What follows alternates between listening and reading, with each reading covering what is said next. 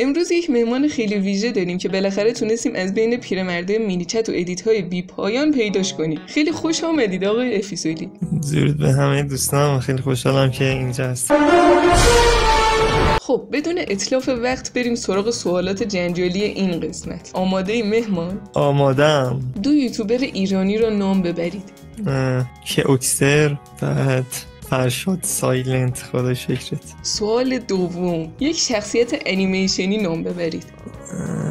والی. خب این بود از این مسابقه. خیلی خوب. داره زنگ میزنه، وای سکن. خداحافظ. خیلی خوشحالم که تو ویدیو بودم. خداحافظ. خب تو این ویدیو باز یه نفر میخواد که با تصمیماش منو بدبخت کنه. ولی کورخوندی.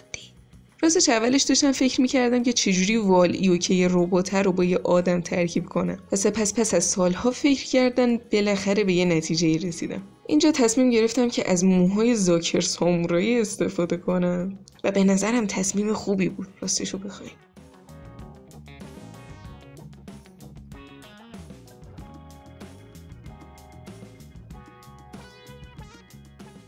نمیدونم داستان از چه قراره، ولی مثل اینکه قراره توی همه ویدیوام یه سوتی بدم بالاخره. دقیقا مثل همینجایی که کلش کلن از کادر زده بیرون و مجبور شدم نصف کلش رو پیوند بزنم به هم دیگه.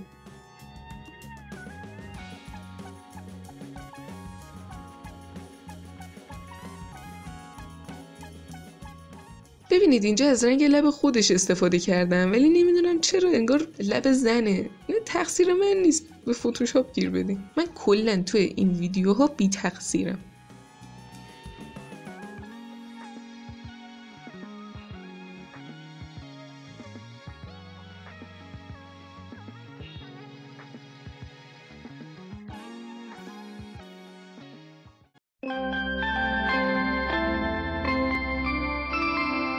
این کانال رو دوستان سابسکرایب کنید، کانال لایک کنید ویدیو رو و همین دیگه برای دوستاتون هم بفرستید و این چیزایی که همه میگن.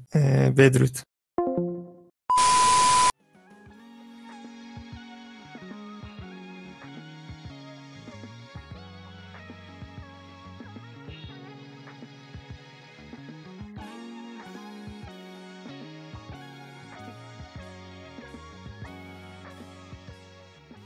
من بعد اینکه اون ویدیو شرکت تریانو گذاشتم یه سوالی خیلی ذهنمو درگیر کرده. اونم اینه که خیلی‌ها یه تیکه اول ویدیو و آخر ویدیو رو کلاً دیدن، یعنی کلاً زدن جلو ویدیو رو، و برای این ذهنمو درگیر کرد که چرا این کارو میکنن، چون اونم واقعا خیلی سرعت ویدیو رو زیاد میکنن. اینا خودشون چندین ساعته و به علاوه اینکه سرعت ویدیو رو خیلی زیاد میکنن سعی میکنن زیر 5 دقیقه 6 دقیقه اینا باشه. خدای ویدیو رو نزنید جلو دیگه، خیلی زحمت کشیدم سر این ویدیو، گناه دارم.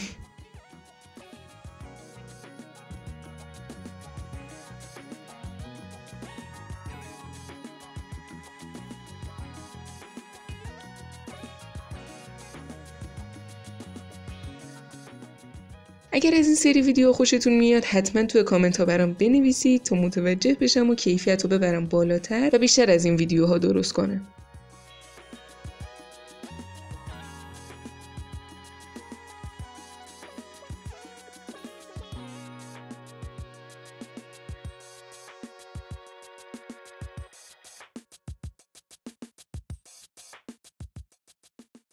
و در آخر اینم شد از نتیجه. بعد اینکه تموم شد به این نتیجه رسیدم که هیچکس نمیتونه ترکیبی به من بگه که نتونم انجامش بدم. هر کی ترکیبی بگه که نتونم انجامش بدم و کلا تسلیم بشم یه جایزه داره. حالا هر وقت کسی تونست این کارو بکنه اون موقع میگم جایزش چیه. امروز یک مهمان خیلی ویژه داریم با قارچ پنیر. آره آماده هستم. خوبه؟ یا مثلا آمادم. بله ناخدا. آمادم. نه خیلی بد.